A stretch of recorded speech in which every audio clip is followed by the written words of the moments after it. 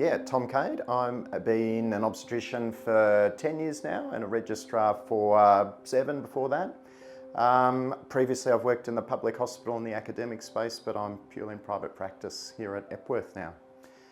Gestational diabetes doesn't have any symptoms, believe it or not. It's diagnosed purely by blood test and purely by the numbers that come out of that blood test that most women undergo somewhere between 24 and 28 weeks gestation. Look, it's purely a maths game. So when there was a study done to work out how best to investigate and diagnose gestational diabetes, some fancy statistics were done, and it's purely done on the numbers that come out of that blood test that everyone undergoes. The steps initially are learning how to test your own glucose levels at home. That can get a little bit fiddly for some people because it's the classic finger prick testing, and initially it's done 4 times a day, which can be a little bit confronting.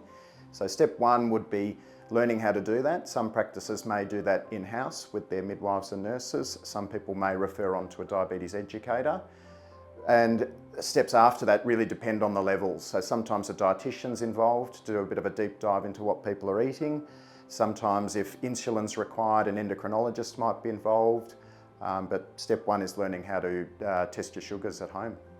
In almost all cases, it goes away straight away. So even the unlucky people who need insulin and maybe even need a fair bit of insulin, all medications stopped at the time of delivery, and almost no one needs any ongoing medication after birth, with the little caveat that it's a small red flag for a risk of insulin resistance and glucose issues later in life. So although you might not need to do anything immediately, there may be some role of diabetes testing into the future.